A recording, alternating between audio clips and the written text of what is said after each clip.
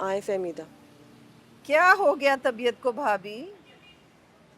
पता नहीं, बस हालत खराब है। मुझे यहाँ देख के हैरत तो हुई होगी आपको। आपने तो सोचा होगा कि जान छूट गई माँ बेटे से।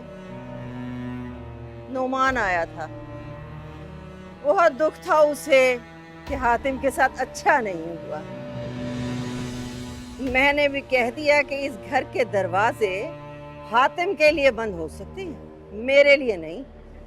आपके बेटे पे भी इस घर के दरवाजे आपकी ख्वाहिश के मुताबिक बंद किए गए।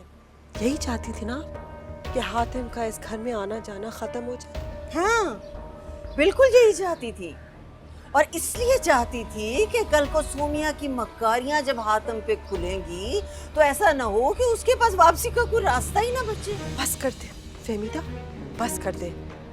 जो कुछ आपने कल सोमिया को कहा मुझसे बर्दाश्त नहीं हुआ।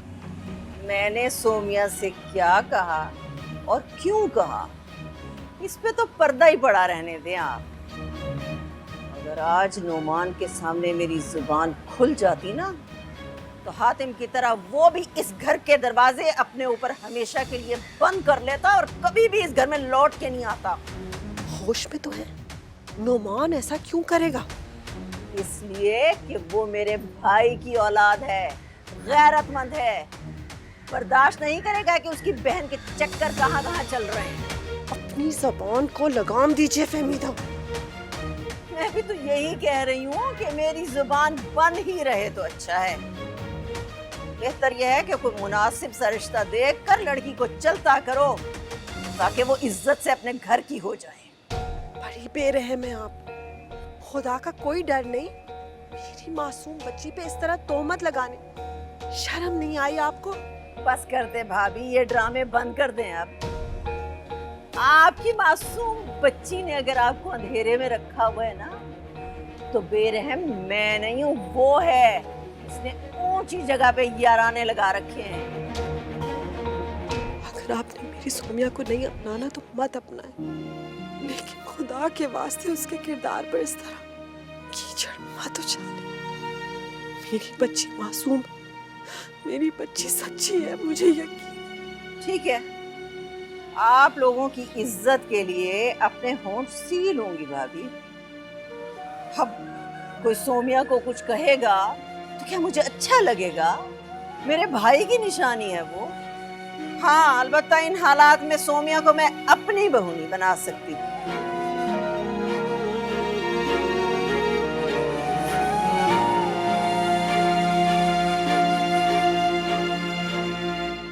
खाला, आप कहाँ जा रही हैं? मैं तो आपके लिए चाय बना रही थी। पी ली इस घर की चाय जो मैंने पीनी थी। मैं तो आज जबान खोलने लगी थी अपनी कि सोमिया की तस्वीरें सज्जाद भाई के बॉस के मोबाइल में देखी है मैंने। वो तो मैं इसलिए चुप हो गई कि तुम्हारी मुसीबत आ जाएगी कि तुमने अगर तस्वीरें देख ही ली थी तो मुझे क्यों दिखाई।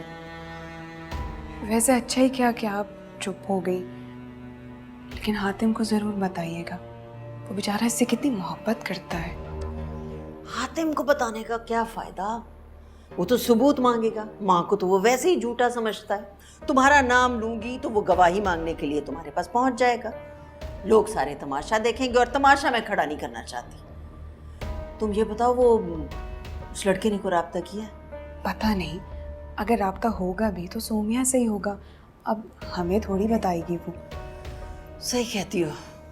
ऐसे भी ये इम्तिहानों के बहाने आजकल फिर से यूनिवर्सिटी जो जाने लगी है ना, पता नहीं किस किस से मिलती होगी।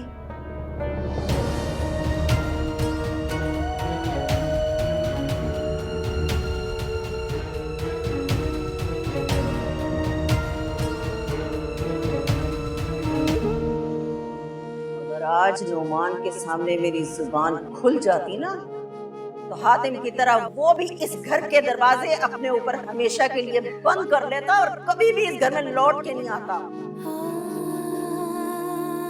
बस कर दे भाभी, ये ड्रामे बंद कर दें आप। आपकी मासूम बच्ची ने अगर आपको अंधेरे में रखा हुआ है ना, तो बेरहम मैं नहीं हूँ, वो है। इसने ऊंची जगह पे याराने लगा रखे हैं।